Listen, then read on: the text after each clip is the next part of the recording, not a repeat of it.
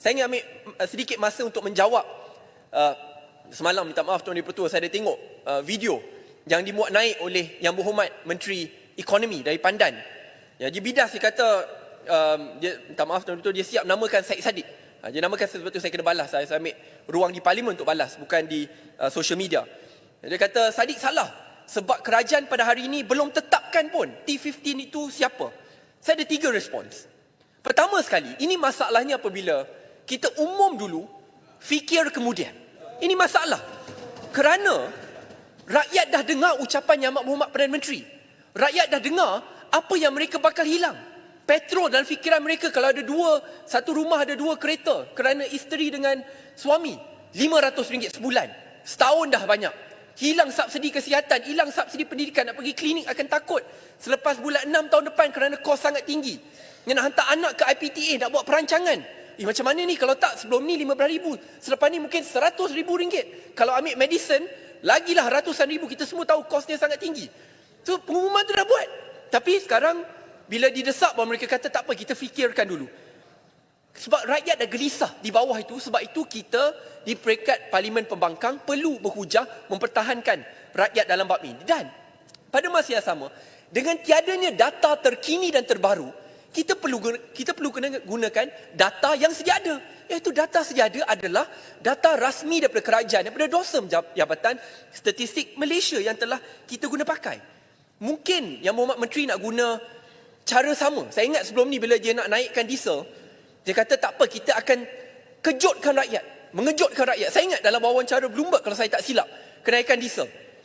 Sekarang mungkin dia nak buat taktik sama. Kita tunggu bulan 5, bulan 4, kita kejutkan rakyat. Taktik tersebut lapuk dan jelas gagal. Ingat, pendaftaran budi badani. Kerajaan kata tidak akan ada golongan yang tercicir. Realitinya sampai ke hari ini, lebih 50% orang yang layak dapat masih tidak berdaftar tercicir, Tuan Yang Dipertua. Iaitu orang susah terkesan. Itu diesel. Mungkin orang tak ramai guna diesel. Bayangkan, RON 95, kesihatan, sekolah, universiti. Lagi ramai yang guna.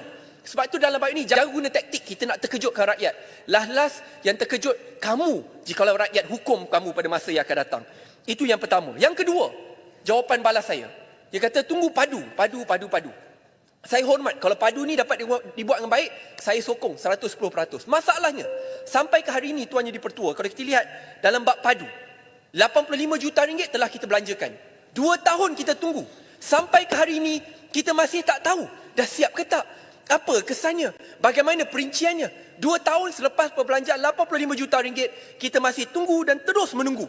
Dengan itu, lagi lama kita tunggu, lagi takut rakyat di bawah, lagi gelisah mereka, lagi kuat kita perlu bangkit dan pertahankan rakyat dalam bab ini. Dan yang terakhir, kalau kita lihat dalam bab padu ni, bila pelaksanaan subsidi diesel pun akhirnya kerajaan tak ikut padu. Dalam subsidi diesel akhirnya kerajaan buat apa? Dia kata kalau keluarga isi rumah, ya, itu lagi 3.8 orang itu, isi rumah itu akhirnya gaji tahunan mereka bawah RM100,000, iaitu dalam RM8,500 sebulan. Itu bayangkan, ni jauh lebih turun, RM8,500 sebulan. Maksudnya seorang yang bergajikan RM4,000 pun bakal terkesan dalam bab ini, ya. Dan ikut pendapatan mereka layak dapat budi madani. Itu bagi diesel pun mereka dah gunakan klasifikasi ini. Sebab itu rakyat di bawah akan guna klasifikasi yang sama sampai ada alternatif baru yang dikemukakan oleh kerajaan. So ini 3 hujah balas saya. Minta maaf, 30 saat saja. So ini 3 hujah balas saya kepada Menteri Ekonomi. Sebab itu janganlah banyak berikan alasan dalam bab ini. Cukup-cukuplah kita umum dulu, fikir kemudian, kena realitinya lagi lama kita tunggu, lagi susah untuk rakyat bersedia, lagi susah untuk SME syarikat untuk merancang, lagi susah untuk kita kemukakan cadangan, balas melalui semak dan imbang untuk pembangkang mainkan peranan. Jadi ini saya rumuskan 3 hujah saya dengan satu